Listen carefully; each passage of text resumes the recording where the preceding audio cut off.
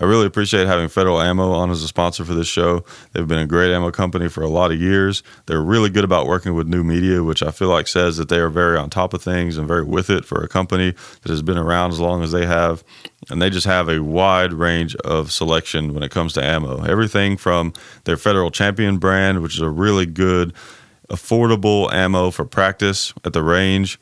They also have their American Eagle brand, which is a really good, middle-of-the-road, high-quality ball ammo, practice ammo, defense ammo, whatever you want to use it for. And then they also have really high-end defensive ammo and hunting ammo with premium bullet technologies and all the good stuff. So you got the full spectrum with Federal Ammo. They always seem to keep a lot of it in stock, and it's easy to find. Just a great company. Really happy to have them on as a sponsor and really appreciate them. Thanks for tuning in to another episode of Gun Culture Radio. The sponsor for this podcast is SDI, Sonoran Desert Institute. You can check them out at sdi.edu. It's a really cool opportunity if you're interested in being a gunsmith. They have some other firearms technology degrees. Just check out their website. They do take GI Bill, so any veterans out there, it's a cool opportunity. You can't hate a job, in the gun industry. I assume a lot of people listening to this show are gun nuts just like me. It's cool to be able to have a job doing something that you love. Turning a hobby into a job is the true American dream. It's not 2 cars in every garage and a white picket fence. It's having a job that you love. That's the American dream right there, and that should be everyone's dream. That should be the human dream, not just the American dream. Anyways, check that out, sdi.edu. Really appreciate them for the sponsorship. This show is not cheap to make. So anyways, appreciate that and hope you guys enjoy the show.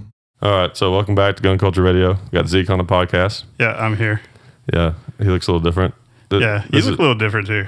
Yeah, I was ready for a change. Before you record in a new studio, you might just put all this stuff up instead of doing like we're doing. Well, I didn't really have time for that.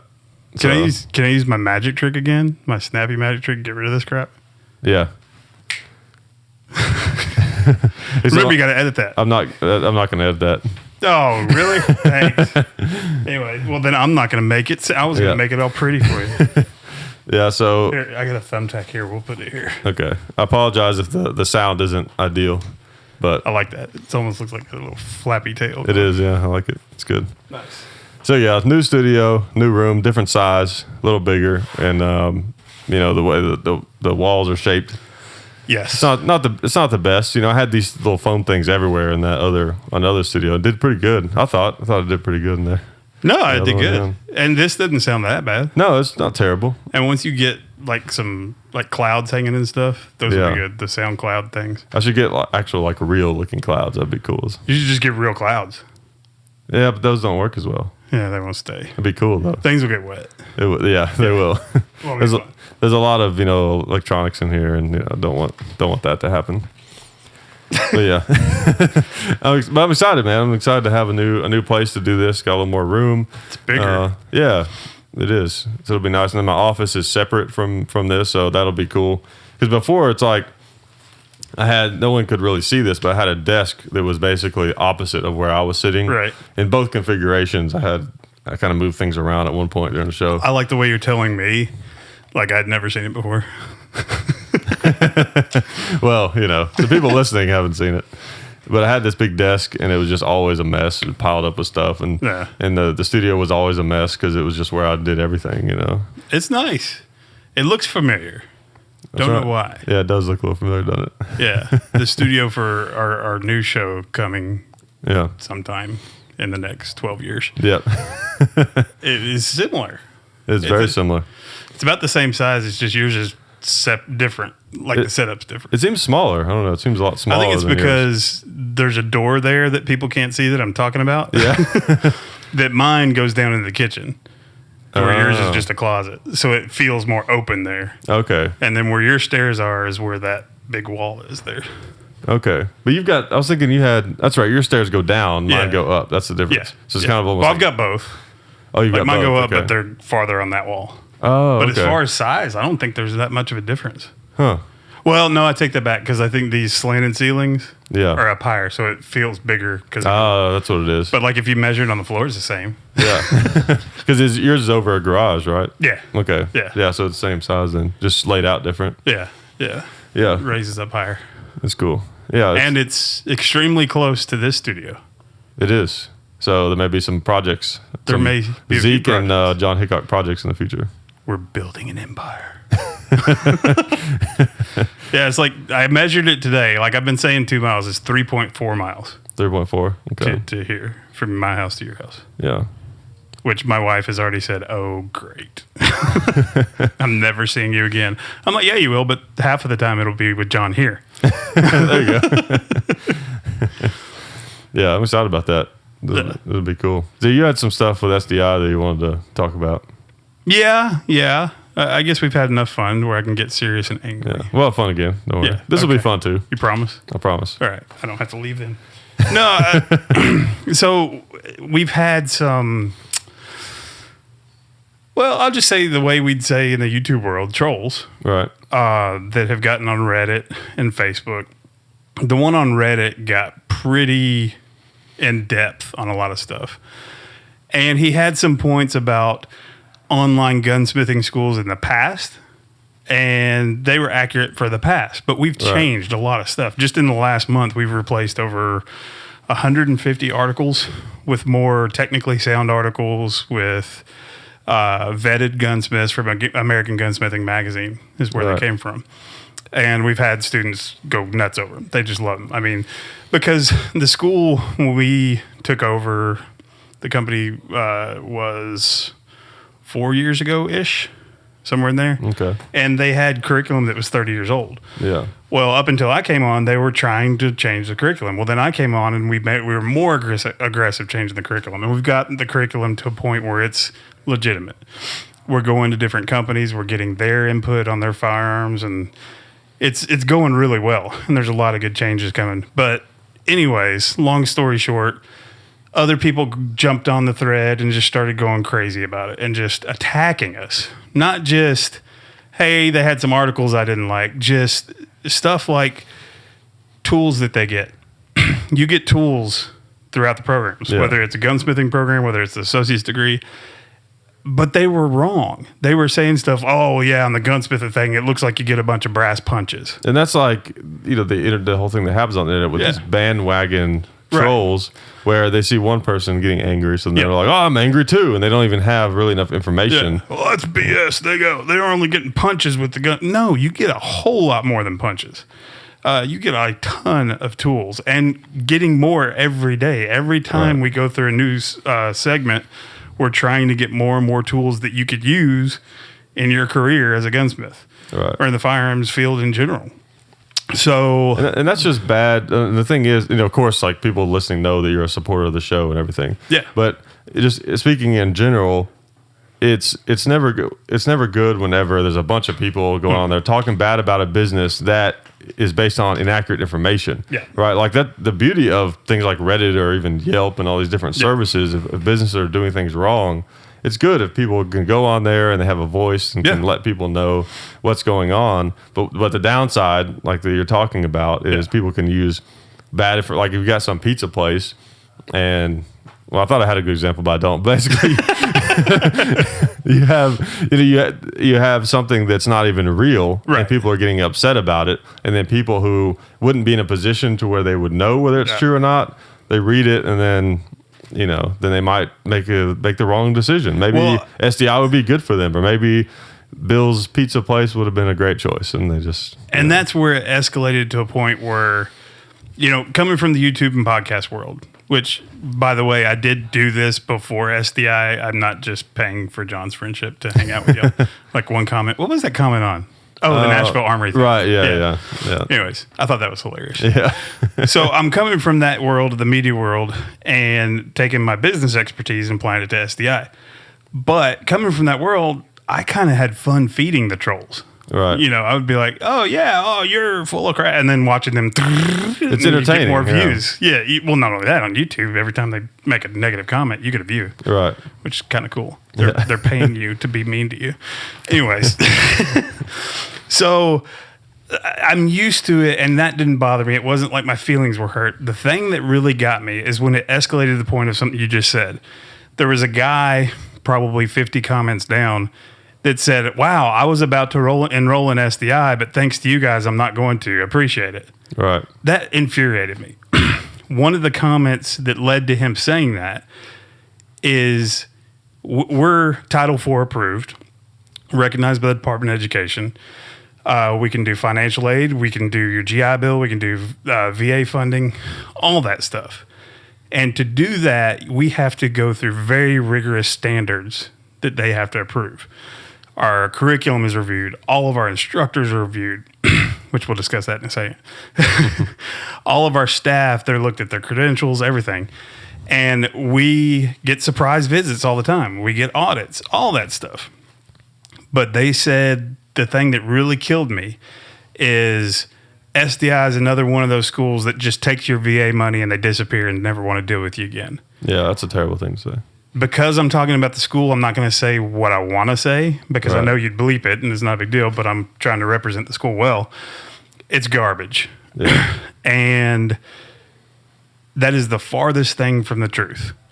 I won't get into some of the reasons I do this for veterans, and I've told you before. Right. Well, it's like I always say when I talk about STI, one of the neat things about it is that, like one of the things that's hard for veterans is the job that they do in the military. Yep. It doesn't always translate to their options when they get back home. And that's a way, like guns, it's a way for them to have a nice little bridge. It's a thing that's you can do stateside, and it still kind of reminds them of maybe the experience that they had overseas. And a lot of these guys never thought they'd go to college. Right. They thought they got out of the military, they'd go get a job, make some money, be done. Yeah. And when they were approached by colleges, they're like, we've gotten letter after letter after letter from military guys that come to the school, get the associates of the gunsmithing, and the letter says, thanks to you guys, I never thought I would have gone to school, but because you do something that I'm passionate about, I'm now getting my master's degree. Right. Not only did they finish their associates with us, they went on and got their bachelor's. Now they're getting their master's degree. And we changed that person's life. And that's what this is about. It's not about taking the VA money and running with it. Yeah. Which that crawled all over me. All the other stuff, it's like, okay, we can easily send a letter or make a post, debunking all of the stuff he said. But when they said that it hurt. It really hurt because that's not what we're about. We're the farthest thing from it. Now, go ahead. And don't you think if there was a company out there, no matter what it was, if they were truly taking advantage, the guy's working on the air conditioning right now. No, see what I love is I know how you're set up. So I know if you're talking, although he'll probably edit this in now. I know if you're talking, I can wipe the sweat and nobody sees it. But yeah, the air conditioning as we speak is being worked on. Okay, cool. So what was I going to say? The neat thing about it, the cool thing about it. Cool thing about what? SDI. No, I was saying this is the farthest thing about the VA funding and everything. Yeah. Okay, now I remember what I was going to say. Yeah. The thing is, if there was a company out there that really was taking VA money, and there are, and if someone's really doing that especially on any type of scale where somebody would notice, that's one of the worst things that you can do in the sense. You know what I mean? It's like really going to take veterans, already underpaid for the work that they have done. And you're going to take what little money the government gives them to go to college, and you're going to exploit them for that. You know what I mean? Like that's the kind of thing that's going to get found out. There are 3 schools that I know of right now that are being sued by the government for that reason. Yeah. Every single time we get a complaint from the VA, because if you get VA funding and you don't like something that happens with the school you go to, whether it's us or anybody else, you can go to the VA system and file a complaint. We address every issue. Even if it's something that can't be addressed, we still do our best to get to that point where the student is satisfied and the VA is satisfied. There are schools out there that are diploma mills that do rip off the VA, rip off Title IV, the government, and everything else. We don't. And I guarantee you right now, if I ever figured out that if I ever found out that our leadership, that's what they're about, I'm not going to be there anymore. I'm gone. See you, bye.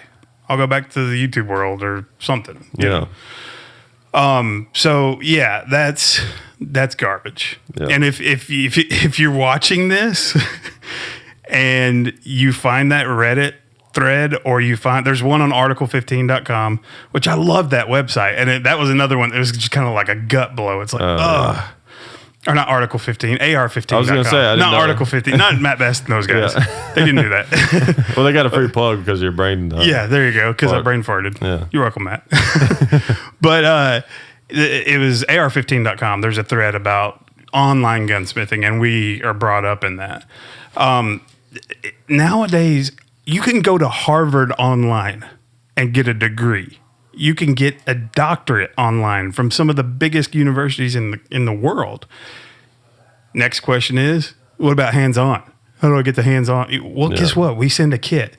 And now we're working on some other stuff where you'll get hands-on too.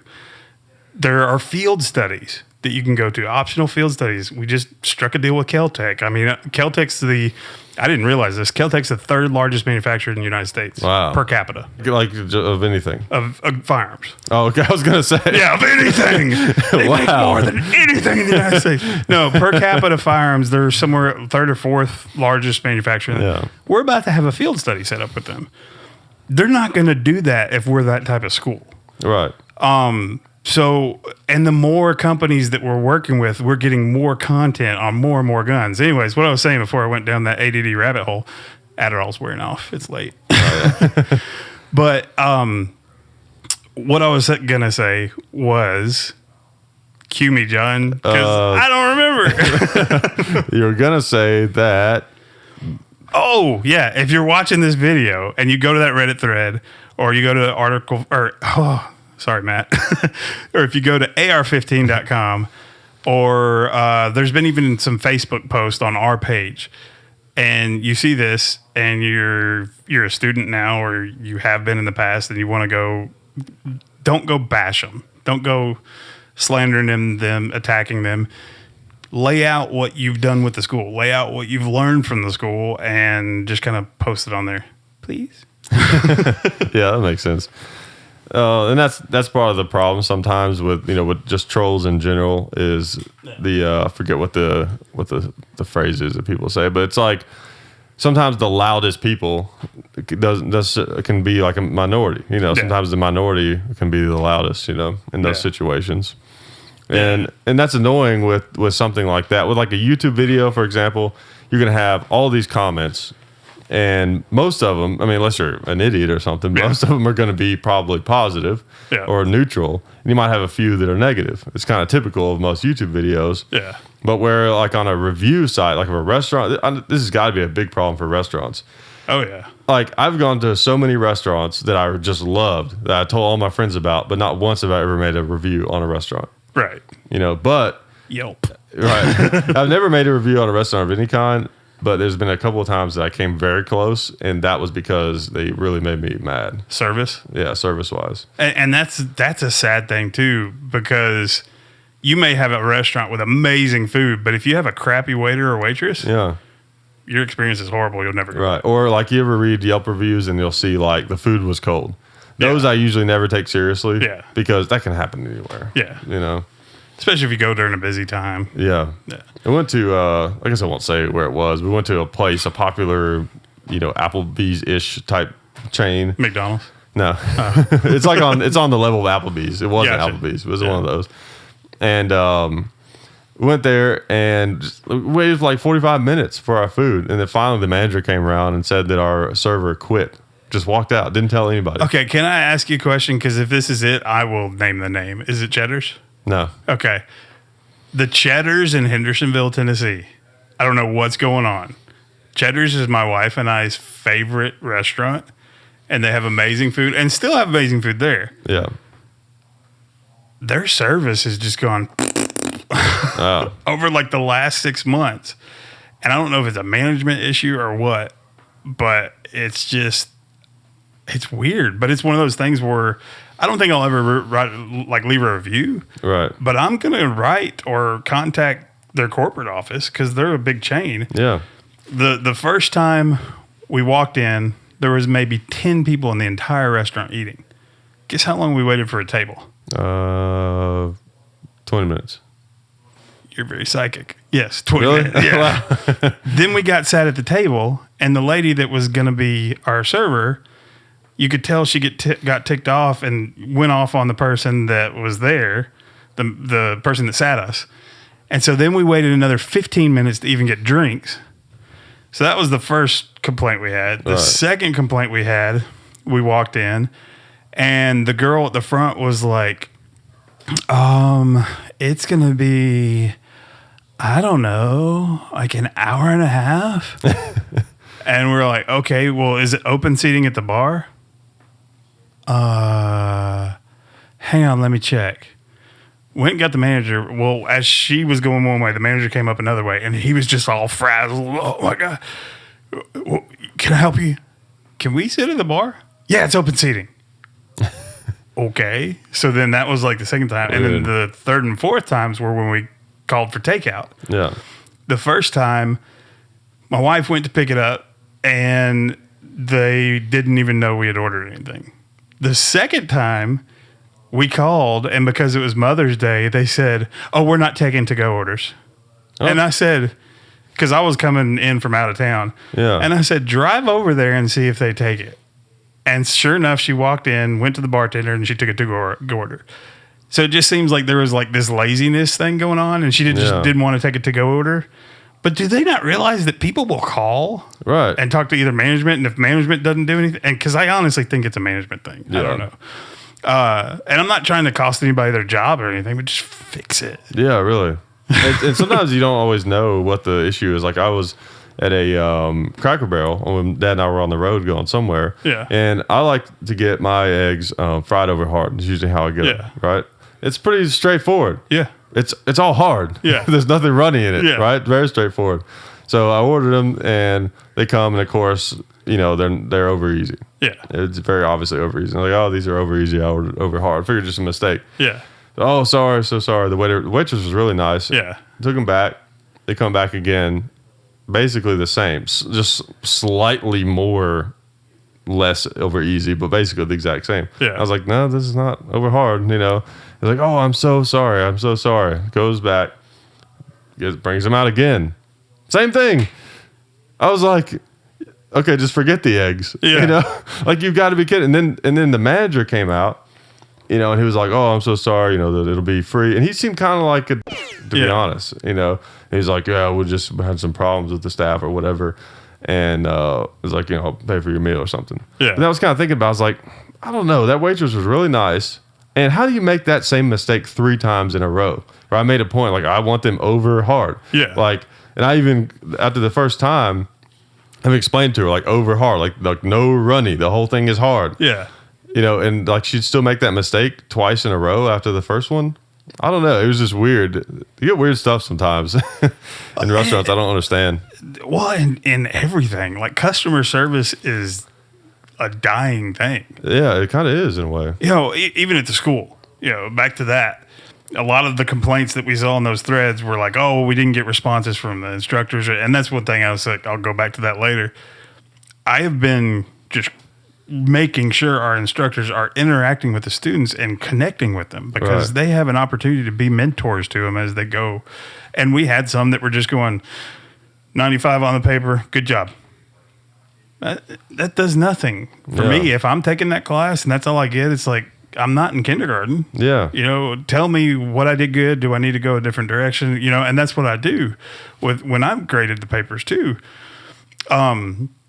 But just the customer service in general is everywhere. It's just kind of dying. And I don't know if it's the quote unquote millennial thing or. Well, you know, and that's another thing. People like, have you seen that video on Facebook of this millennial?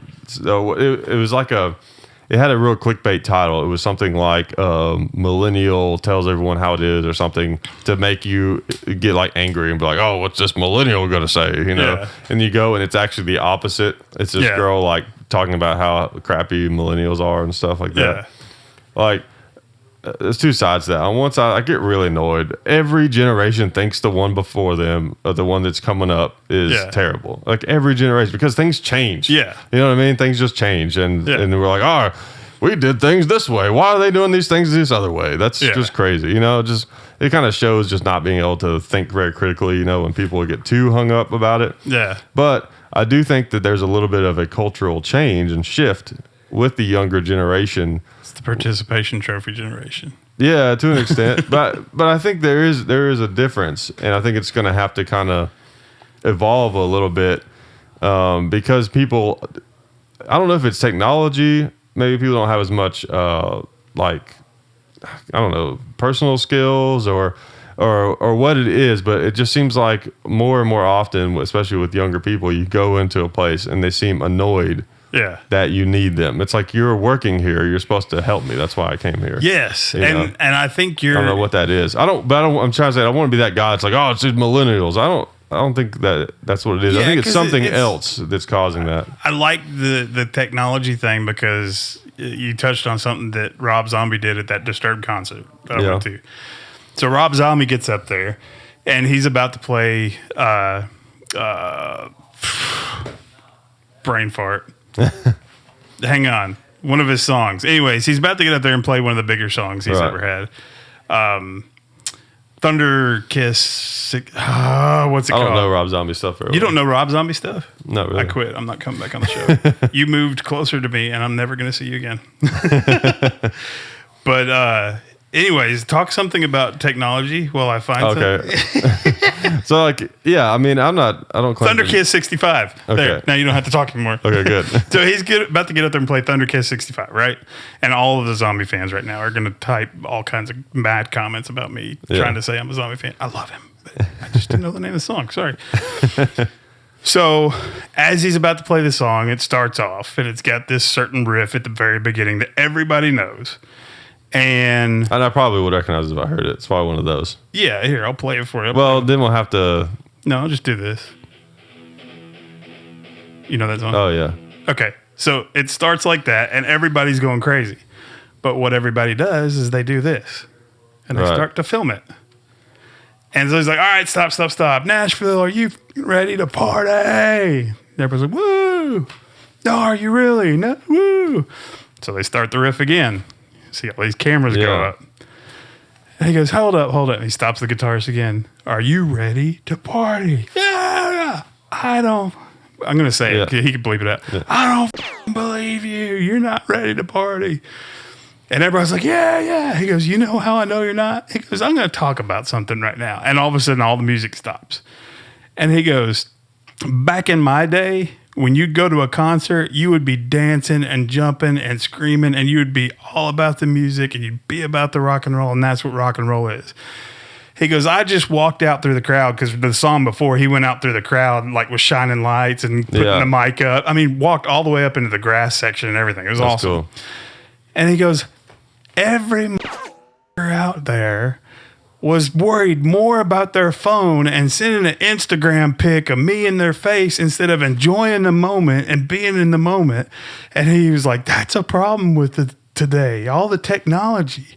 And he even said, it's not just the young people. I saw old people. I saw a 65-year-old man out there with his phone up like this. Yeah, that's good. That's awesome that he said that. Oh, yeah. So he gets back on stage and he says, now, everybody put your phone down.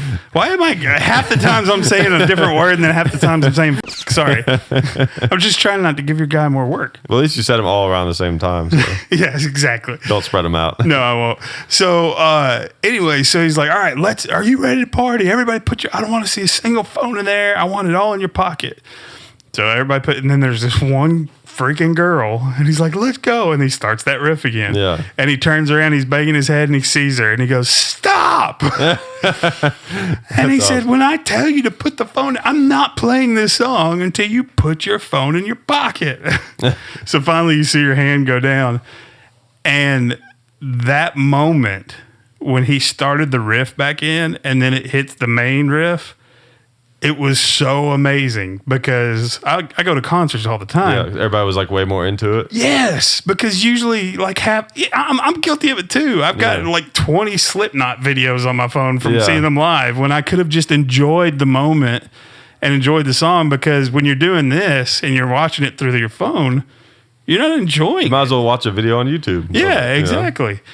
And when he did that and they went into that song, and it was the most amazing thing I'd seen in years. Yeah. You know, probably Metallica was the last time I've felt that before. Right. But But I think there's something to that. Everybody's so enthralled on being Insta famous or, huge Facebook followings and, I got to constantly do this. Which if it's for your job, I get that because this is a big marketing thing. Right. But if you're just doing it to get a bunch of followers and stuff, you're missing out on life. Who cares? Yeah. And they get so enthralled, now we're coming full circle, Right. that they're like, yeah, what do you need? Right. I'm more famous on Instagram than I am getting your coffee for you. Yeah, exactly. Is God. Yeah. I think what it is, it's kind of like, where the phones are so new, they're still new and exciting, you know, and everyone's like, they do all these things or whatever. It's just going to take a little bit of time to where people kind of get used to them, I think. Yeah. It's what it's going to be. And then eventually technology will that's the thing. Technology creates problems, but it also solves the problems that it creates eventually. I mean, there'll be a time to where, you can just have glasses or like little things. You could just like film everything you experience, which that would actually not necessarily be good either. That would, or would it? Maybe, it depends. So we pretty much have to say goodbye to privacy. Yeah, and I'm not one of those guys that's like, technology is the end of the world. No, we've had discussions on the show before where I love technology and the amount of information you can get so fast. It's great, yeah. It's just like, But we need to find a balance. That's the thing. There's a balance with everything, and people, because there is something to experiencing things in the moment and being there. I try to do that sometimes. I think about that. If I'm somewhere where something really cool is happening, I'll have this thing go off in my head. Oh, take a picture of that. Or get a video of that. Yeah. And I'll think, no, just enjoy it. Yeah. Well, and it's gonna be different when kids come into the picture. Like that, the kids, for me, have changed my whole viewpoint on this because I still to this day, I've gotten a lot better around it because I want to be with my kids. But there's been times where I'll get a message and I'll click it and then it's on Facebook. So I start, that's hilarious. And then I watch a video. What's and this other thing? Look, man, that thing. I should go look at that other thing. Yeah, exactly. And then I realize I just lost an hour with my kids. Yeah. And it crushes me just to have that feeling of, and you miss that real being in the moment feeling with not just kids, with your family, with your wife, with your kids. I said kids. Well, that was weird. With your friends. Yeah. Did you say your kids and your wife and your kids? Yeah. Both sets of kids. Yeah. No, I'm just kidding. You're not a Mormon, are you? But with your friends, everything. How many times have we gone to these? That was what was awesome about Iraq Veterans Shoot this year. The time I went before, I was YouTubing. I was Facebooking. Right. I was working the media side. And in a sense, that is kind of the point of those. Yeah, which is good. Yeah. But this time I was a vendor for SDI. So when I went to the line and I shot, I wasn't worried about the camera angle. I wasn't worried about the lights. And I just enjoyed freaking shooting. Yeah. It was awesome. Yeah. So there's something to just clicking this off for a little bit, enjoying what you're doing.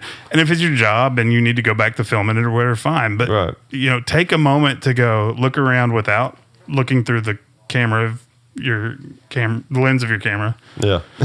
The camera of your camera and phone thing. Just give up. I did. That's why I just said screw it. Yeah, I think it's good. I think getting out in nature helps. It does. Because then it reminds you like, oh yeah, this.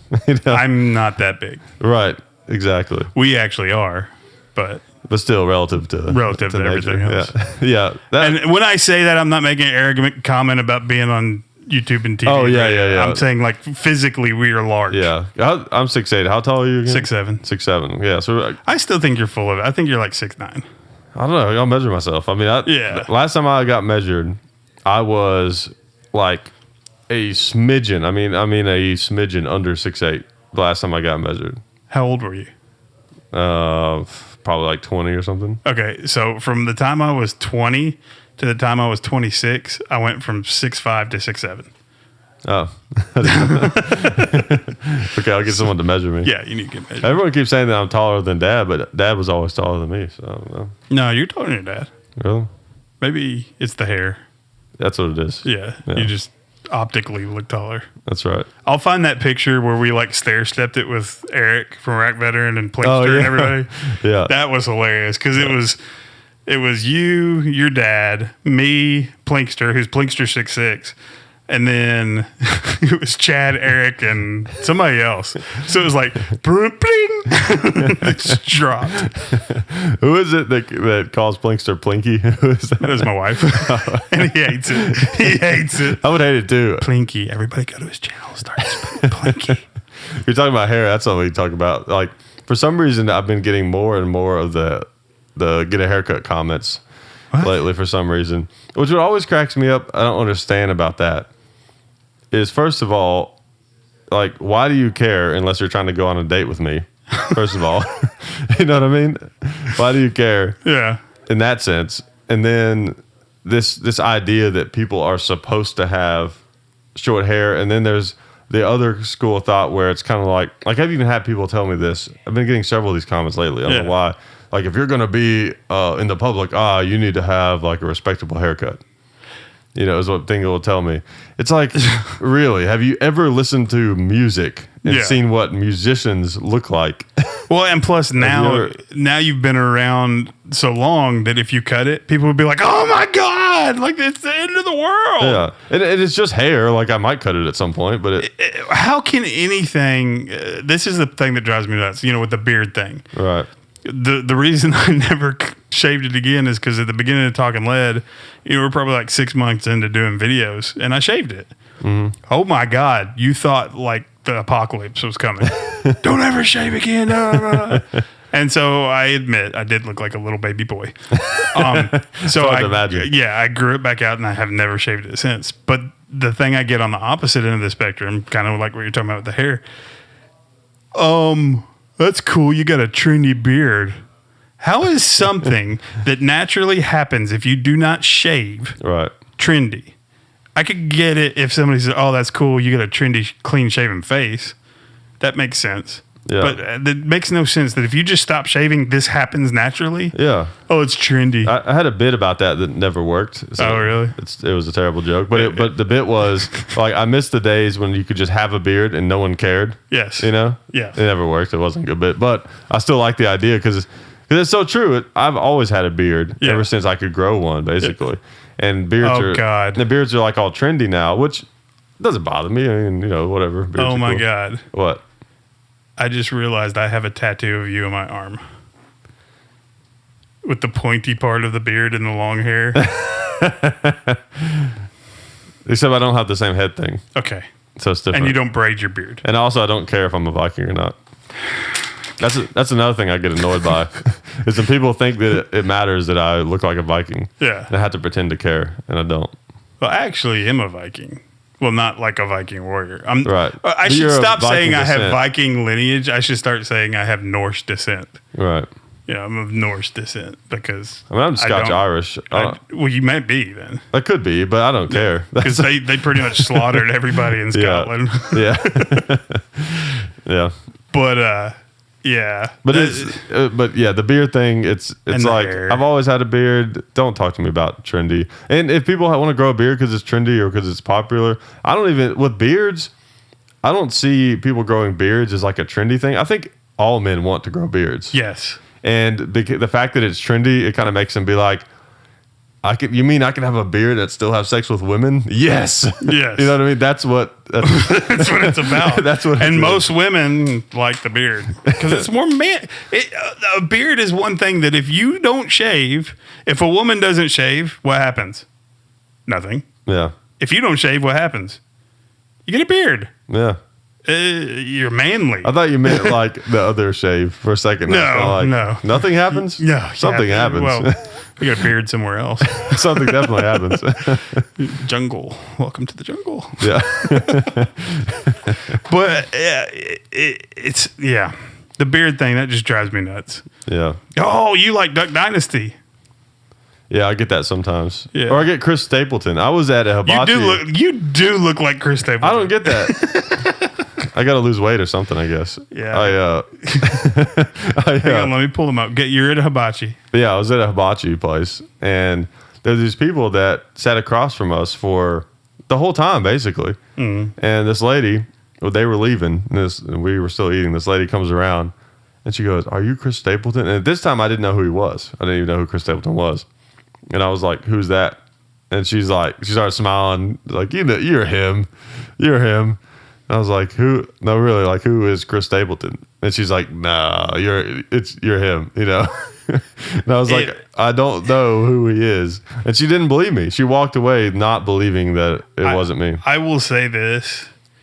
If you ever grew your beard where it was all one length coming out instead of like down to It doesn't really do that. Yeah, you But, would. yeah. Yeah. Nah, Yeah. I don't think so. Let me see. Just a little. Let me see. I mean, enough to where you could probably sell autographs. Yeah. Well, it's like during the winter. I told you about when I went trick or treating with my kids. Yeah. And I didn't wear a costume. I just had a beanie, and everybody kept stopping me. Oh, that's the best Zach Brown costume I've ever seen. And I'm like, I don't feel like I look like him, but yeah. Well, I don't feel like I look like Zach Brown. he looks more like Opie from Sons of Anarchy, but people say that about me too. So There you go. So there is a three-way There is. separation of somewhat looking like each other. yeah, I think it's just anyone with long hair and a beard that looks like everyone else with long hair and a beard. Yeah. Yeah. Because it's a whole dynamic of like, like people say that it's racist if you think someone of another ethnic group, like you think they all look the same. Yes. It's not actually racist. It's just science. It's only racist if you tell people that you do. Oh my God. Here's how it works, right? So if something looks different, if there's something about something that looks different to you, that's going to be the most noticeable thing about that thing, is how it looks different. Okay. Right? So if you see someone of a different ethnic group, the way that they look different from you is what you're going to notice. So you're not going to notice the differences between them because how they're different from you is so glaringly overwhelming to you. That's actually pretty dang good. That's Did you come up with that? Well, I mean, like, I don't know. I thought of it. I mean, I don't know. Someone else may have, but that's why. Like sometimes, if you're not like, if there's a race of people, Yes. I'm not saying any specific races. Let's just say the new purple people. Right. Let's say there was a race of purple people. Yes. And you've never seen them before. You've never been to the purple people country. No. And this is going to get into a tongue twister real fast. And you've never been to that country, and they don't like immigrate here. Right. And if you went there, you'd be like, they all look the same. But it's because they're purple. Like, that's what you're going to notice. You're going to be like, wow, all these people are really purple. Yeah. But if you're around them all the time, if you're always around purple can tell people, the then you're difference. going to pick out the differences. Yeah. So it's the same thing. Like, people who aren't around people with long hair and a beard, they see someone with long hair and a beard, and they're like, I'll tell this story of myself. When I was a kid, I used to have a, well, I'm not going to say it wasn't racist, but Dad used to give me a hard time about it because when I was a kid, and I was really young, anyone that because I was really into Michael Jordan and watched a lot of basketball. This was like back in like the sort of mid to late 90s when he was really in his prime. Yeah. Anytime I saw someone that was black and bald, I would say, "Hey, Daddy, Michael Jordan," because I was a Racist. kid. Yeah, exactly. You're and I racist. I just didn't know any better. You're a racist kid. Yeah. But yeah, that's so like I was saying, it's not necessarily racist to think that because that is just a fact. That's just how we see things. That's the way our mind works. No, but now it is racist if you go around telling people that All black people look alike. Yeah, exactly. Or all white people look alike. Because you should or know. all Asian people look alike. Yeah, because you should be aware that they don't actually look alike. They just look Right. alike to you because they're not Because around you're them. not used to seeing them. Yeah, exactly. Which racism, that's pretty much all it usually is anyways, is ignorance. Yeah. It's just people don't understand, don't know, and have never met anybody of the white race, purple race, black race, Right. Asian race, whatever. Yeah. I like Mitch Hedberg's joke when he's like, some people say that they accept everybody, purple people, green people. And he's like, no, hold on a minute. Purple people, green people. We got to have a line somewhere. I'm sure I butchered it, but it's something like that. But see, he didn't know we created a purple race, years later. That's in right. 2016. Why I looked at my watch to say 2016, don't know. Yeah. Do you know what the prostitutes of the land of the purple people are called? Purple people Pleasers. pleasers. The purple people pleasers.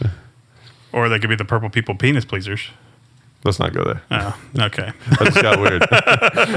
Oh yeah, that reminds me. That was the story I was going to tell about. actually last night when me and my wife went out to eat, we were talking about restaurants and like the millennial thing, whatever. I'm really trying to figure out how we got from purple people penis pleasers to y'all going out to eat. It is a tongue twister. Go ahead. It reminded me. I don't know what it reminded me of, but anyways. So y'all went out to eat to a restaurant. Yeah.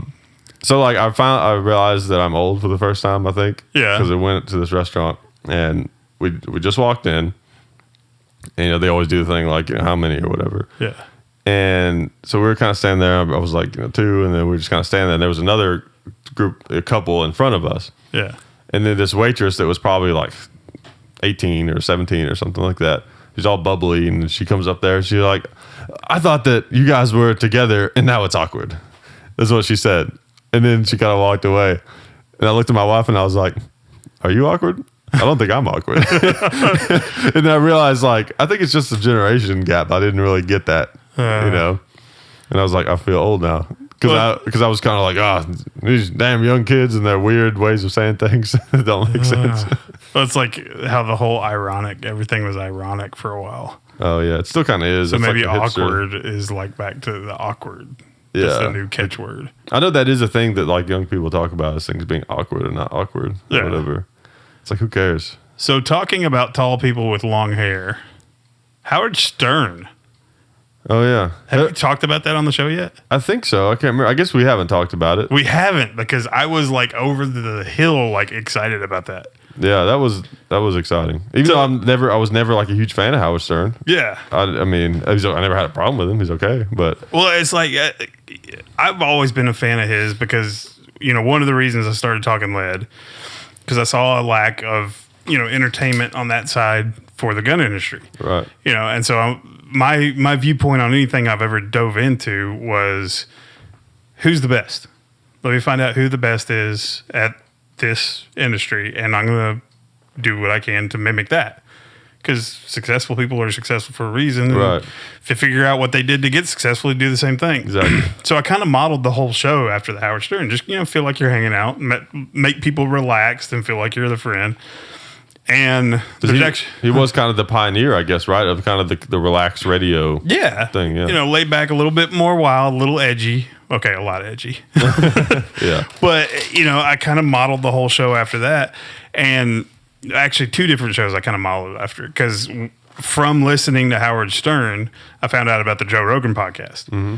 So those 2 people influenced me a lot with both Talking Lead and then the new radio show I'm on, which I don't think I've been on this show since I've had that radio show.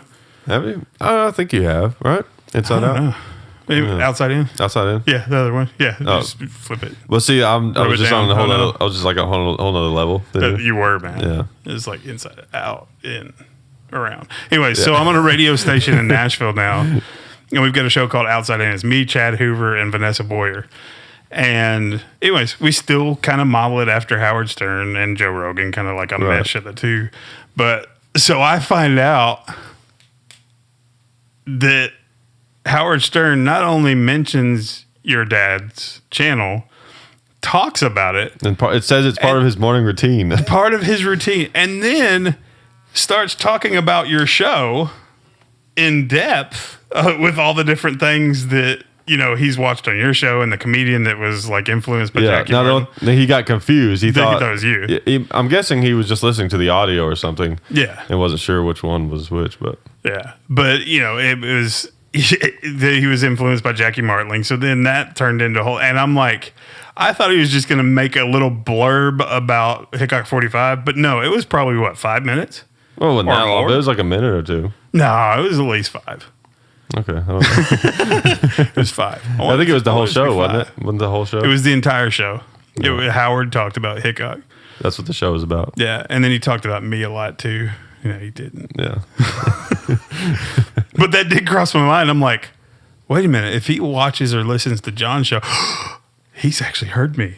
Oh, yeah. That's right. It's like, oh, my God. No, those are the only episodes he hasn't listened to. Yes. That's probably true. That's probably like, I'm sitting there going, yeah, this is awesome. The guy that like was my biggest, what's the word I'm looking for? Influence when it comes to media. Listen to me, but that's probably, you're probably right. He's only listened to the one with comedians. I think Monty Mitchell was the first comedian I had on. Oh, okay. well, other than Duncan Trussell, of course. Yeah, that's true. That was different, but it was awesome. And then what was it? About a month later, he had him and Robin went into a conversation about being pro-gun. yeah. And the rights to carry your arm, to be able to defend yourself, and it was really cool and refreshing to hear somebody that is in a role like he is, and thinks a lot like you and I do.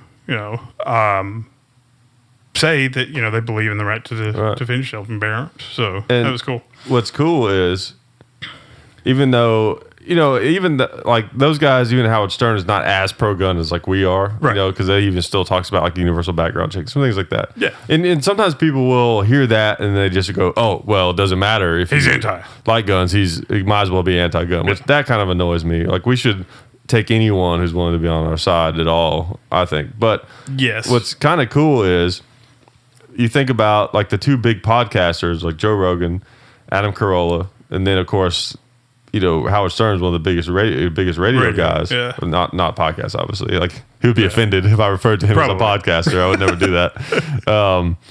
But what's cool is like those three guys have a really big voice. I mean, Howard Stern bigger, obviously.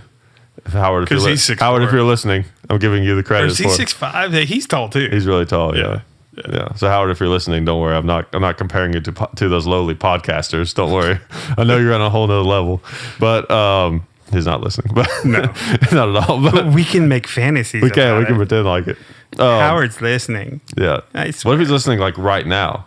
Well, then that would be creepy since you pre-record this. Yeah, that's what I'm saying. That'd be weird. Oh, he's over there in that corner. No. Anyways, this is getting weird. But yeah, that got really geeked out, like fanboy-y. It did. It got strange. That's okay. Anyways, what's cool is like all three of those guys are openly pro-gun, right? Not as much as maybe we would be, but still, like Rogan, Adam Carolla is? Yeah, I just heard a thing today. I shared it on Facebook where he was talking about. And again, he kind of said, like, I think that only certain people should have them, but he's like, I get that it's important and why people want to carry and protect themselves, and that, people, all this stuff. I'll just send it to you so you can listen to it. But if you post it on Facebook, I can actually go on Facebook and look at it. Okay. Yeah. We'll do that then. But that's cool because those guys have huge audiences. Yeah. And they're not classically like conservative talk show hosts. Yeah. Like if Rush Limbaugh is talking about, being pro-gun, that preaches the choir. It does literally nothing. Yeah. And I mean, you can almost argue that it could hurt almost because they're like, of course he would, Yeah. But someone like those guys, like I know like someone listening to Joe Rogan when they hear him talk about, because it's a thing I've heard him say a few times is he says, what about all the nice people that want to have guns? Yeah. Which I think is a kind of a cool way to put it. And it's got to make people think like, oh yeah, there are nice people that aren't going to hurt anyone with guns. Mm-hmm. So at least plants that seed a little bit. It's all good stuff. Well, and it's kind of like when you and I are on here and we talk about more open-minded things, right? That aren't, most pro-gun people are just think like this. One of the biggest things I wanted to do with our show is I didn't want to get real political outside of the Second Amendment. Because I know plenty of Democrats, Republicans, independents that have arsenals in their basements. Right. And it has nothing to do with what their politics are. Right. And you don't want to alienate those right. people. And I like to, like on this show, I like to get political. Yeah. But I try to do is to not say like, this is what I believe. This is what you should believe. I try to, if I talk about a political issue, I try to just kind of be like, I think maybe this, that. I try to keep it bland. Yeah, to an extent. Because I think just because you disagree, you should be able to be exposed to, everything. Good. We just is this point in the show where we just give thumbs ups? Yeah, that's my friend Jesse over there. And, there's a guy over there. They can't see him. You're hallucinating again.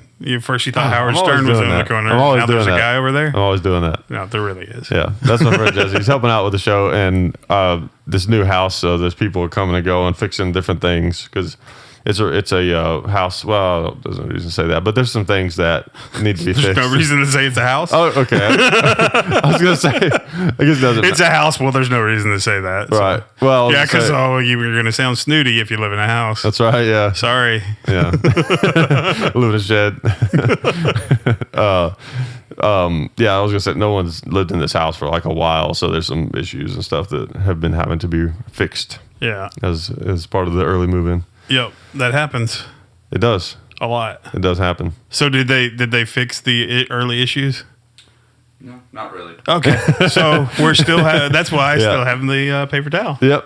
Wiping the sweat. Oh, we got a ceiling fan in here. That's better than the old studio. That's true. That's a big upgrade. That is a huge upgrade. Yeah. Yeah. Maybe I should It's replace it with one of those big helicopter ones and just like eventually it'll fit because it'll just kind of chew out the walls. I think you should. Or just make it into this stuff. So you have a soundproofing ceiling fan. Maybe if I like taped a bunch of that all like to the fan, that would work, right? That wouldn't cause a big problem. No, after about 5 minutes, it wouldn't start flying off. Of the No, you'd be The good. fan looks like a Chinook. Yes, that Yeah. would just get two of them. For those of you Just two ceiling fans? that basically heard up, He said So- ceiling fan that would look like a Chinook. yeah. Wait, let me see if I can do his accent. Ceiling fan that would look like a Chinook. Yeah, that's better. That was way too southern, I think. Too southern? Yeah. He's just got a I need little a- touch of it. Little twang. Little twang. There you go. I need like a microphone that's like set up over there, so like if someone just happens to drop in, they can be like, "Hey, you guys are doing a podcast?" Well, you actually do.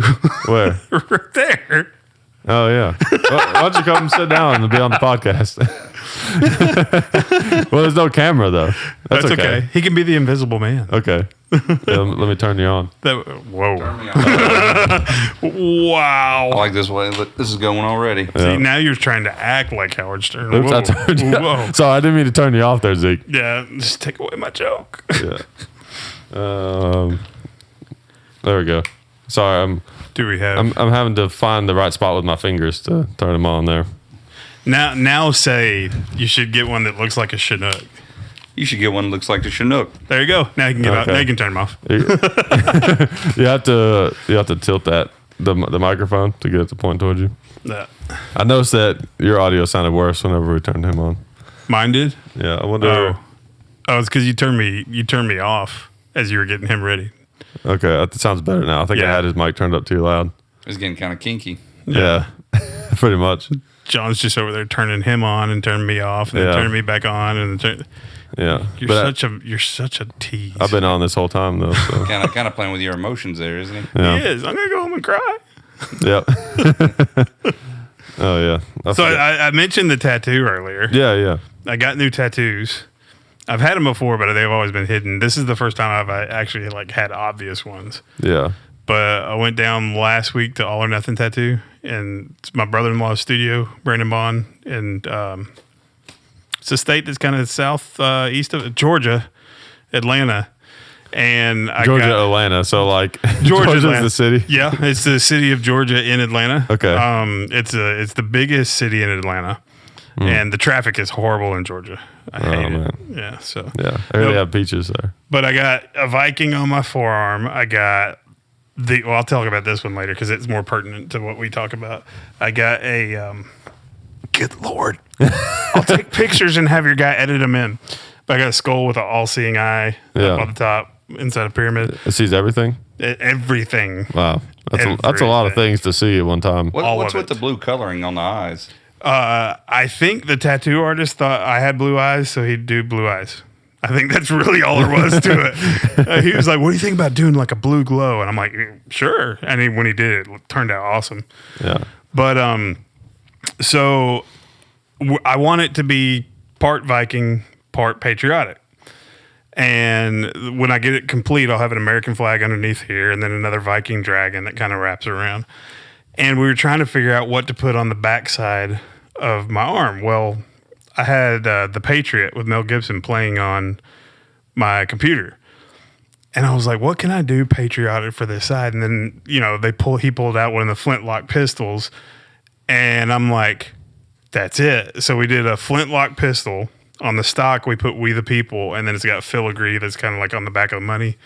on behind it. So Yeah, that's pretty cool. it turned out cool. I liked it. Yeah, I like it a lot. What was that? About 2-3 hours? This one was 3 hours. This one was total 6 hours. 6 hours. And then this one was another 6 hours. Yeah, that's right. Yeah. So 6, 6, and 3. All one sitting, or you break it up? 2 days. 2 days. Yeah. And then I'll go back down for another 2 days, and hopefully we'll be able to finish it up. 663. Isn't that like Satan's little brother or something? It's like milder It's his cousin. Satan. Yeah. Okay. Cousin of Satan. Okay. 663. Yeah. Not Actually, as no, scary. it wouldn't be Satan. It's the Antichrist. So 663 is the Antichrist cousin. But I thought that was Obama. Yeah. Oh man, that's one thing that really Is he? that's one thing that really annoys me. And I'm whatever people want to believe. Like I'm not here to be that guy that's like believe this, but I do. I don't know why that sounded funny to me. It was funny that it sounded funny to you. I don't know. Anyways, but like that's one thing that I feel like makes it whether you believe it or not. I don't know. Maybe I'm being hypocritical about saying what I'm about to say. I don't know. I feel like that makes you look crazy if you say Obama is the Antichrist. He's a person. He's a president. He does things we don't agree with. That doesn't mean that He's the Antichrist. it doesn't mean that it's like on some other interdimensional spiritual level. If somebody says someone's the Antichrist, I probably will not believe them. Because Yeah. isn't he like supposed to be, or she? Well, I don't know. I mean, if he is, he's doing a kind of lame job of it, really. If you think Because about it. doesn't it say in the Bible somewhere that like everyone will love the Antichrist and that will be like one of his best powers? and Oh, stuff? see, there you go. Yeah, so it's like if somebody's, he's the Antichrist. No, probably not. Because I don't think we'll know who he is or whatever. I just can't see So, are you saying the new Deadpool movie is the Antichrist? The new Deadpool movie is the greatest movie ever, so it might very well be the Antichrist. I can't see him attacking or like an Antichrist going through political jargon to try to bring down a country. That don't make any sense. No. Yeah. Like he just blow up buildings. Yeah. Or she. Yeah. Yeah, well, that's the thing. That's my argument with like chemtrails. It's like if Antichrist the chemtrails. yeah, It's awesome. yeah. Okay. That's my deal with chemtrails is like really if they're pumping poison to control our minds and into the atmosphere, it's pretty weak. You know what I mean? Yeah. It's not very good. Yeah, I think there's other technology that could probably do it a little easier. Yeah, exactly. So that's kind of my thing is like, could they? Of course. Are they? Doesn't seem like it. I think you have a better chance of controlling someone's mind with this. I would agree. So essentially, some people think we're being crop dusted. Right. They're just flying over like a bunch of plants and they're just crop dusted. I crop dusted a Yeah. lot of people Pesticides. with that Rob Zombie Disturbed concert. Did you? I ate a rough hamburger before. Oh yeah. It was just like walking through. Like good rough or good rough or like just didn't want to finish it. Yeah, It get a just little made me closer real to the- gassy. Yeah, just get a little closer. To It just made me really gassy. really gassy. Really gassy. So there's a lot of crop dusting going on. That happens sometimes. There's not much you can do about it. No. Well, we were talking about trolls and people trolling people and stuff. Yeah. I saw a post today on Instagram, and there's a page called Glock Porn. I think that's what it's called. Glock porn? Glock Porn. That's funny. And it's got cool pictures of Glocks. So I feel like I'm doing what we talked to Well, against. yeah, I did it a minute ago there's- too, and I realized it was like, But there's like, oh my God, so much stuff going on with this. The people coming and going and fixing and not fixing, um, and Chinook ceiling fans. yeah. Anyways, Make sure no one like, that's coming to fix stuff called me. so It's only my wife. She's not going to fix anything. okay, gotcha. So Glock Porn, but there's a page called Glock Porn, and if you hashtag Glock Porn, they'll search it. Maybe they'll repost it or whatever. I don't know how it works. But they posted a picture, and it was funny. This guy said 3 of my favorite things, and he had his vape thing. He had a little, the finger skateboards, the fingerboards. Little fingerboards where you could like skateboard. Right, yeah. tricks. I remember Anyways. I was a kid. And that was then he popular. had a high point, and he hashtagged it Glock porn. I get it. It's funny. A lot of people think high points are Glocks. Right. It's amusing. It's funny. But then it turned into let's go to this guy's page and bash the hell out of him. And that's the stuff that drives me nuts about how we as an industry are trying to move forward and embrace people, and go back to the Howard Stern thing. There's lots of people like, oh, he says universal registration. Well, he's not pro-gun. Right. Well, he said he was. It's all relative. And maybe it's something that there just needs to be more education that happens on it. Right. Something along those lines. Or this guy, for instance, he just needs to be educated. Hey, that's not a Glock. Let's not hashtag Glock porn. Don't be mean. Don't get on there and bash him, because this guy may have just bought his first gun and that's all he could afford. And he's happy and he's pumped. And all of a sudden, the gun industry just attacks him and just starts, oh, you suck. Hey, you idiot. That's a high point. Throw that high point away. Get a real Glock. And he's like, you know what? Screw this gun thing. These people are. Yeah. Well, it's kind of like the magazine clip thing kind of annoys me sometimes. The what? The magazine clip thing. Yeah. I mean, it's called a magazine. Yes. Right? We know that. If you know what it is, like, call it a magazine. But at the same time, clip is kind of it makes sense as a slang for a magazine. It's the original magazine. Yeah, in a way. Not a magazine, I mean, but still, it holds bullets. I mean, the clip goes down into a magazine. It holds ammunition. There you go. There's another one. But it's like people will get on people's case about using clip magazine, but then someone will be like, "Hey, man, I just got a new set of wheels." Really? I thought you needed a car. Yeah. It's like the slang. People use slang for things like the bullet cartridge thing, like you just said. Yeah. Like I say that all the time, and when I say bullets, I usually mean the whole thing. Right. And it's like it's just slang, man. I'm not saying that it's the accurate way to call it that. The only times that I agree with that, like calling people out on it, is if you're putting yourself out as an educator or an expert. Right. Yeah, you need to be calling it the right thing. Like if I ever heard an instructor saying, well, you need to take your AR-15 and put the clip in. Yeah, I'm going to ream him for that. Yeah. But he's a instructor at SDI. If I hear some guy on the street saying, yeah, I just bought a bunch of new clips for my Glock, and we're just at a range and he doesn't look like he's trying to be an expert, he's excited about something new that he's into, I'm not going to go over there and give him hell about it. Right. Or even let's take it this way. Let's say you're trying to start a YouTube channel and you're trying to do the right way and you're trying to encourage people to get in firearms. Right. And you start saying clips and stuff like that. I'm not going to bash you, but I'm going to be like, hey, dude, call it a magazine. Yeah. To kind of help educate people. If they're in their personal life and they want to call it a clip, I don't freaking call it a clip. Yeah. Except that call it a Barrette. I don't care. I would almost advise someone don't call it a clip because there's a huge stigma that a bunch of people have attached to it. Yes. If it wasn't for the stigma, then it wouldn't matter. Yeah. Who cares? Like if I said, "Hey, will you grab those 2 clips over there?" and there's AK mags, you're gonna know what I'm talking about. Yeah. But it's because there's a stigma. If we have M1 and an AK, and you say, "Hey, grab those clips." Oh no, we're screwed because I'm not going to sure which one you want. Yeah. But usually they're different, so I'd be like, "Hey, give me those Grand clips or those."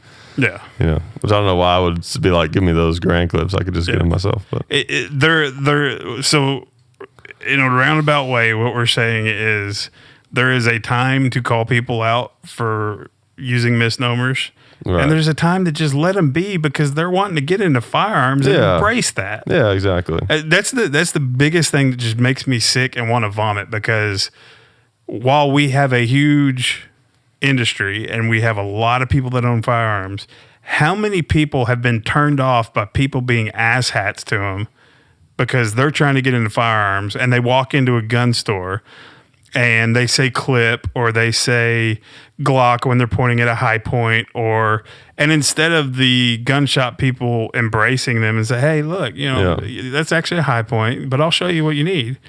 And they just laugh at them. Right. I've seen it happen.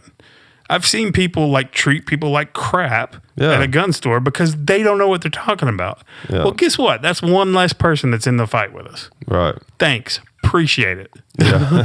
It's like, God. Yeah, no, it's annoying. And it's an ego thing. It's just, we come back to the same thing that annoys me about so many things is people can't just set their ego aside. Yeah. in so many circumstances, they've got to feel like they're better and they got to one up people. And, like we were getting some barbecue earlier and was joking about like there's some guy that. Where's it at?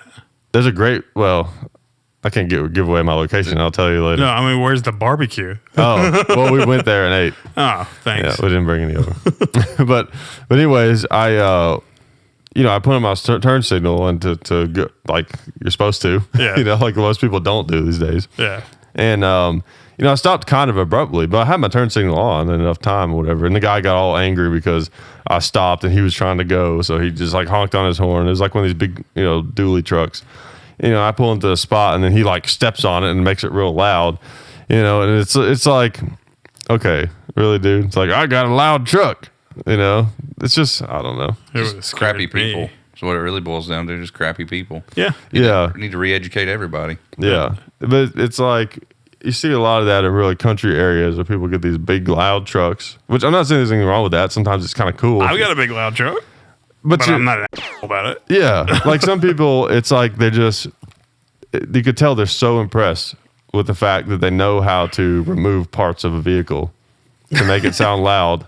They're so impressed with themselves. Yeah. It's like one of the easiest things you could do to a vehicle is to make it sound louder. Like you have a thing that makes it quiet.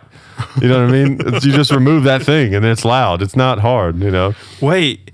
You're saying that the thing on the back of a vehicle that makes it quieter, that's okay? Yes. So, like, if you take something that's loud usually and put something on it that muffles the sound or silences it, that's okay to do, I would think. No. No? No. Freaking silence. that reminds me of something that We're talking about silencers. that reminds me of something I wanted to run by. This is something I just thought of in the middle of a video that I did on the full auto Glock that I did on this channel. And I was thinking during the video, it just kind of hit me, like full auto, right, is defined as one pull of the trigger releases multiple rounds, right? It's kind of how the ATF defines it or whatever. And that's highly regulated and controlled, and it's like a big deal to have a full auto gun of any kind. Right. But what's weird is you can have a shotgun that shoots out like 9 rounds at one time. Like a double-aught buck. It's basically nine. Well, I forget what caliber double-aught buck is. Yeah. Someone will correct me and I'll be wrong. But I think a birdshot. But still, even birdshot. But you got hundreds. But if you want to compare it to an actual bullet size, though, there's rounds that have a typical bullet size, shot in there, and say it's 9 of them at once. So what's the difference between 9 bullets coming at once and 9 in a string? One of two things you may have just done. You may have had the ATF go Outlaw shotguns. Wow, he's right. We need to take that law off, or you may have just banned shotguns for all of us. Sorry. we're screwed either. Sorry about that if I banned shotguns. Yeah. But awesome if you didn't, then we get full auto back. They don't care about logic. Did something. Who was the vice president that came out and said Biden? Yeah, Biden. We should just run outside and double barrel shotgun. Yeah, shoot shotguns up in the air. Yeah, I think it would have been on them then. Which is illegal. Right. That's what's so funny. You're not supposed to do a warning shot. No. A warning shot will get you in jail and sued. Right. And there's people maybe probably not listening to this show, but there might be people saying, what? It's illegal to give a warning shot? That sounds more humane or whatever. It's not about that. If someone's not threatening your life, you shouldn't be firing a shot of any kind. Yeah. Well, unless you're on a range or something. Yeah. Well, and that's what's going to get you in trouble in the legal system is a lawyer is going to talk to you and say, before you shot this guy, you fired a warning shot. Well, yes, sir. But then you shot him. Yes, sir. Well, if you fired a warning shot, then you must not have been that much in fear for your life. Right. So you just lost your lawsuit. And also, I don't think that's how the judicial system works, but something to that effect. I know of a certain case, and I'm sure this happens from back when I was working security. I'm not going to give any specifics definitely on this, but there was a guy who, to intimidate another person, fired a shot in the air. Yeah. And another person claimed that they shot at him and actually got that dude in trouble. Yeah. Which, I mean, the dude shouldn't have been shooting a gun off in an apartment complex to intimidate a person there to keep the place safe, obviously. Yeah. But still, he did not shoot at the person. But I could see that happening in a self-defense situation if you do the wrong thing and you fire a warning shot and that guy runs away, he could say like, oh, this guy, he shot at me and I wasn't doing anything. Yeah. Or something, Because all people around that didn't actually see it, all they did was hear a gunshot. Yeah, exactly. Well, all right. We kind of cut it there just, because I know you got to go somewhere. I do? Don't you? Didn't you say you had to go? No. Oh, okay. I thought you said you did. I was thinking it's like, No. What time is it? let's see. 6:30. What time do we start? How long is this gone? It's about hour and 15. Oh, that's weak. Yeah. Okay. Well, there's another podcast that's some people are coming over. There's another podcast that some people are coming over. Yeah, that makes sense, doesn't it? So wait a minute. I'm like I'm the opener. Yeah. Well, not really. Great. Not really. Well, I guess I could. I guess I could talk about this. This is probably a for sure thing that I'm doing. Well, yeah, we got to talk about NRA too, because you're going to air this before NRA. Are you? Oh no, probably not. Oh, well, then we can't talk about NRA. So thanks for coming to see us at NRA. Yeah, maybe we'll see what happens. Okay. You know. Well, I'll say it both ways. Okay. And then whichever one, like if it airs Okay. before NRA, it'll be come see us. And if it airs after, I'll be like, thanks for coming to see us. Well, let me say my thing first. Yes. Okay, so I have another YouTube channel. Oh, yeah. That I'm starting, and probably it's gonna happen. Kind of like projectile dysfunction. No, it's I'm gonna have some stuff over there. So it's called John Hickok TV is what it's called, and it's just me watching TV. Because that's not arrogant. Yeah, it's just me watching TV, Uh-huh. and that's pretty much it. There's no commentary or anything, and Could be cool if there's a cool show on. no, I think But we're it won't be over your shoulder. Like, it'll just be you. They won't get to see the show. right. No, you'll see like some flashes of lights occasionally. Yeah. And I might kind of go, huh, or something like that. Yeah. And that might actually take off because there's kids on YouTube these days watching other kids play with toys, so it makes sense for people to watch other people watching TV. That's true. Yeah, might be a thing. Talking about weird stuff on YouTube, my daughter watches this crap of like unboxing of Japanese candy. And I'm like, That's strange. what is that? And so I like watched a couple with her. Millions of views. Wow. And I'm like, all it is somebody ordering some Japanese candy and it comes in from Japan and they open it up and show all the cool things that it does. That's crazy. I'm like, wow. We chose the wrong thing. Yeah. but anyways, yeah, but seriously though, I'm going to start this other channel. It's actually not going to be a clean channel. It's not going to be like grotesque Porn. or weird or anything. I mean, It's not YouTube. porn. Yeah, exactly. But like, I'm going to swear and stuff on there Yes. and they won't be edited. And a lot of the stuff that I'm going to do over there, it's going to be comedy based. It's going to be just a lot of stuff that I'm going to do with local comedians and stuff like that. And that's why I was saying some comedians are coming over to do a podcast. I'm not even going to be in it. It's just going to be them. Oh, gotcha. And I'm going to be putting some content up there. So as you're listening to this, if you go to John Hickok TV, there's no telling what's going to be there. Nothing, maybe. But Is there anything there now? no, not at all. Have you started it? It exists. There's a channel? Okay. Yeah, it exists. It's kind of like there's a projectile dysfunction channel too. Oh, yeah. It's been there for about 8 months. Yeah. Yeah, we're going to do that, though. For Yes, sure. it's going to happen Yeah, we're going to do it. because it will be a show. Oh, yeah, it will. I was going to say funny, but I can't guarantee that. Yeah. No one can. No, not at all. So yeah, that's something I'm going to be doing, and I'm going to been trying to decide how I want to make sure that people are sufficiently warned that it's not a what. You have an ant problem. There's an ant on the microphone. Yes, it's kind of cool. Oh man, this house. It's a cool house, but just no one's lived here for a while. You just need to get like Terminex or somebody out here. I like how you just Yeah. blamed your house on that ant. Yes, I did. It's just, it's not the pile of pizzas he has in the corner. Don't tell people about my pile of pizzas. He has an addiction. But there's a pile of broccoli in the other corner. I mean, come on. That's true. You have a healthy and a bad addiction. Yeah, exactly. There's an ant. I get where there's an ant on the mic. Maybe it's like some secret government spy ant, like Ant-Man. Maybe he actually wanted to. He had something to say. Hey, maybe that mic's bugged. Oh, It is bugged. We Yeah. know officially it is. Yeah, I think the ant just wanted to say something. yeah, you killed it, right? No, It'll go tell its it went other. that way. It's gonna go There it tell is. its other. Kill it, man. It's gonna go tell its other ant friends where the party's at. Oh, you poor thing.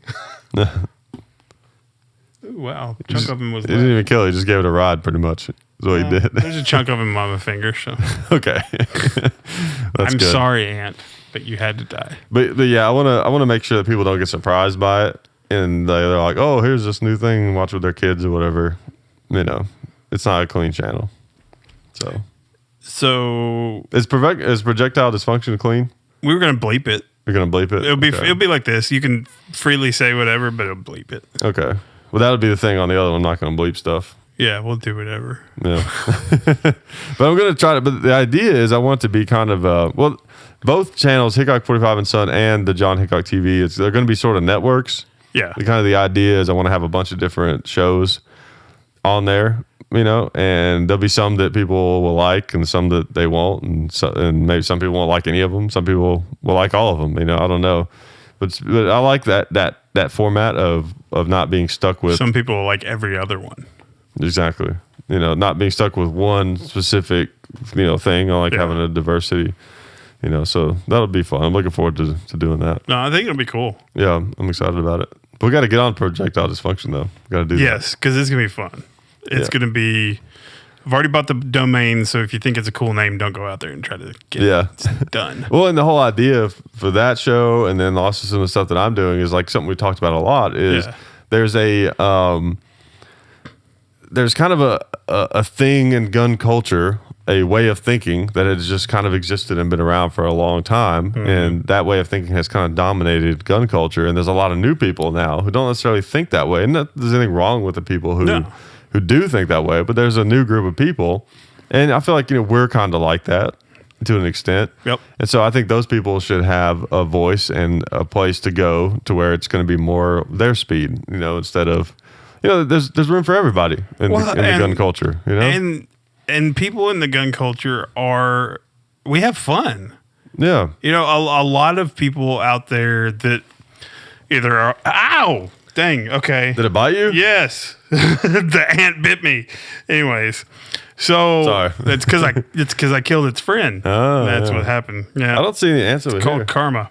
Maybe you just brought him in with you. I may have. So, anyways, the gun culture, people that are on the fence or are not involved in it, they think of gun people as very uptight. All they do is sit in the tree stand on TV going, "Here comes a deer," for an hour. All right. And that they're not laid back. They're not, and they're ready to take over the government at the split second. Which, okay, maybe we are, but no, I'm kidding.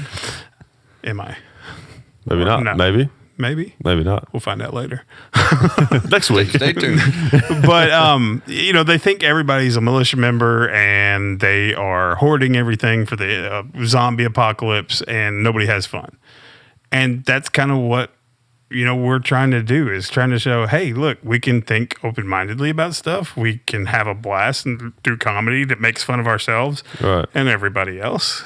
Yeah. Because that's kind of what projectile dysfunction is going to be. Right. And maybe we'll even film it before NRA if we have time. Yeah. Because we've already got some sketch ideas. And Yeah. I've already filmed one with Vanessa. So we could knock that in there and just do like an intro show. You really only need like what, how many sketches are you gonna try to do per show? 2 or 3. Two or three. Yeah. And then you're gonna do like a monologue. No, you can.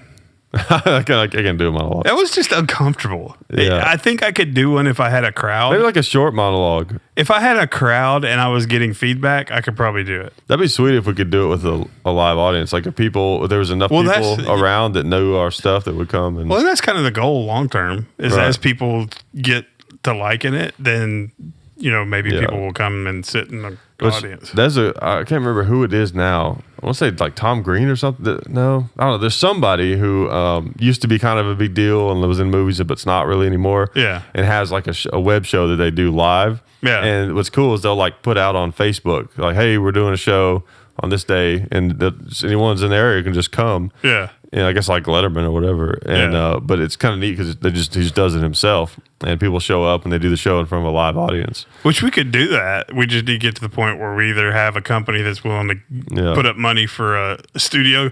Well, that's the thing. I'm like not inviting where, people to our house. Same here. That's the thing is like, where would you do it? And like, gun shops, we had no problem doing stuff there. Yeah. But it's also busy and. Well, and it depends on the shop. Some of them are excited because you're bringing in business, and then some of them are frustrated because you're shutting down their business for a little while. Right. Yeah. So that's a relative thing. Yeah, but still, as it grows or something, we'll figure some stuff out. That's kind of an interesting concept. Talking about people who don't really like guns, and it's hard for me to think about because guns have been around for what do you say, John? About 500 years now, at least. Yeah. When was the first? It was the 1700s. What? No, it was earlier than that. Yeah, Like the what they call it, like the hand. Late 1600s. Something I forget. The hand the cannon. Chinese, It was definitely some. Was it the Mongolians? I think Was it- Chinese invented the powder, Yeah. but I don't think they had guns. Or I could be wrong. They had cannons. Maybe the Chinese invented the powder. Well, and then the they created Mongolians. like a little hand cannon out of it. Yeah. But so it's been around for, at least, we're going to say 500 years, but, people are still kind of wary of them. This is nothing new. Yeah. Yeah. They're not going anywhere. Yeah. That's the thing. You can't uninvent something. I mean, if it was not for guns, we would be ruled by England right now. Yeah. Well, Because and that's where a lot of that's people true. were like, oh, well, the military. No, they didn't. It If it was came down to- farmers and their kids and their wives it's and everybody easy. that took up arms. And Yeah, because this is one of the things that a lot of people hate when you say this, and this is something that the Yankee Marshal says a lot that I actually really like. Yeah. And he talks about how it's easy to defend yourself with a gun. Now, of course, he's speaking relatively. right. Like I'm not saying like training classes are all BS, and Right. that's not what I'm saying at all. Taking Right. anything away from elite forces, but relatively speaking, it's easy to defend yourself with a gun. Like you're saying, what if it had been still in the sword days? Yeah. Like wouldn't have had a chance. There's no way. Like what farmer has time to learn how to be a swordsman? Nobody. But with a gun, you go out and every now and then, and you shoot something, and you kind of get an idea how it works and how it shoots, and Yep. you got basic tactics or whatever. Then you're a little bit of a force even without that much training, and then you get enough of them, then it really makes a difference, and it makes it hard. Look at like people. This is an argument I've gotten to a lot where people. Like people who are anti-gun, and they'll say, "Oh, you think you could overthrow the government?" All this kind of stuff. Oh, you mean like how our U.S. government just steamrolled over Vietnam and Iraq and Afghanistan? Yeah. With all their high-tech technology. Yep. You know what I mean? It's that's the beauty of guns. Of course, it works against us sometimes, but it keeps everybody honest. Yeah. Because everybody has the ability to say, "No, wait a minute." You're not going to come in here and tell me what to do, Yep. regardless of the fact that you have more money, Well, and a lot of that will be discussed next week or last week at the NRA You got convention. to be paranoid. I'm like, do I have ants on me? Oh, I know. Now I'm feeling them everywhere. Like I'm feeling in my hair, and there's not there. And it's like, golly. But yeah, so NRA convention's coming up, and if this is aired before NRA convention, we'll have John Patton from Gun Collective doing a meet and greet on Friday afternoon. We'll have Plinky. Everybody go to his page. Please call him Pinky. And say Zeke's wife said to call you Plinky. Just seriously, just make a comment. Zeke's wife said call you Plinky. Zeke. So we'll have Plinkster on 9 a.m. on Saturday. Then we'll go to the Gun Collective thing on Saturday afternoon. And then Sunday morning is going to be Tim from Military Arms Channel doing a meet and greet. And then Sunday afternoon is going to be these two freaky, tall, weird guys Yep. that are going to do some show called The Gun Culture and then sign autographs or something like that. I don't know. They begged and pleaded, and I was like, fine, whatever. Yeah, they're weird. They think that people know them and no one does. The one guy has long hair and a beard. Yeah. He's so trendy. Yeah, It just drives so me trendy. Oh yeah, we didn't get to address that. Well, I guess we kind of did. The whole I paid to be around all these YouTubers Oh yeah, comment. yeah. Yeah. I mean, it's true, but it's just a rude thing to point out. One of the videos we're going to provide on Projectile Dysfunction is how long I've known these guys. Yeah, And you'll like it. It'll be good. that's one thing people don't realize too is It'll that just be a slideshow with romantic music. yeah, one thing that people don't realize too is like 10 Outdoors 9 and 22 Plinkster. Yeah. Like they, like we got into YouTube making the gun videos and before they did, Yeah. and we knew them. Like they were friends long before YouTube even existed. Yeah. Like Dad knew 10 Outdoors 9 before I was even born. Yeah, they used to work together. Yeah. Well, I wasn't gonna say that, but I guess that's fine. Well, Yeah. Teen Outdoors 9 talked about it on our show. So I Okay. figured Okay. that, Yeah, it's fine. and then, well, I'll just say like 22 Plinkster, Dad's known him since 1999. Yeah. So, and then in fact, I remember being there whenever he was out at the house, Yeah. and we were telling him about the YouTube thing, and he was Yeah. kind of like, "Oh, so you put videos on YouTube? That's interesting," Yeah. or whatever. Like it was kind of like it was kind of like a weird thing, or whatever. Now look at him; he's got You his know huge what's channel. weird? And I just figured out this it's not a 6 degrees of separation. It's just like this like link of paying it forward. Mm-hmm. So your dad told Plinkster after he got dared to do the golf ball shot, that first video, Yeah, you need to put more of that stuff up. So then he started doing that more. And then Plinkster dared me to put some of the Talking Lead stuff up.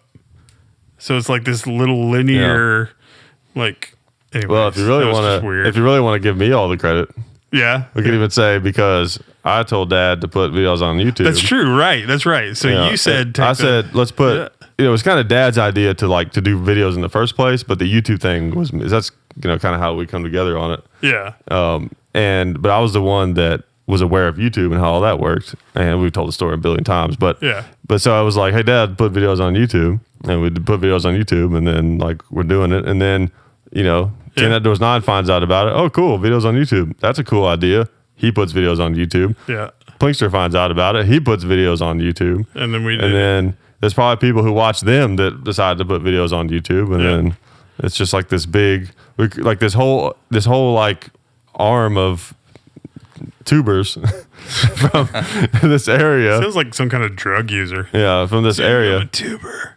Yeah, man, I'm such a hitting the tuber. tubes, man. Hit them hard. Sometimes you go down that YouTube vortex and you feel like you're on drugs. Oh yeah. You look up and 2 hours later you've watched 20 freaking videos. Yeah. You're like, oh my God. Just imagine if you were on drugs and felt like you're on drugs. Although if you too. watched 20 of your dad's videos, it would be the next day. Yeah.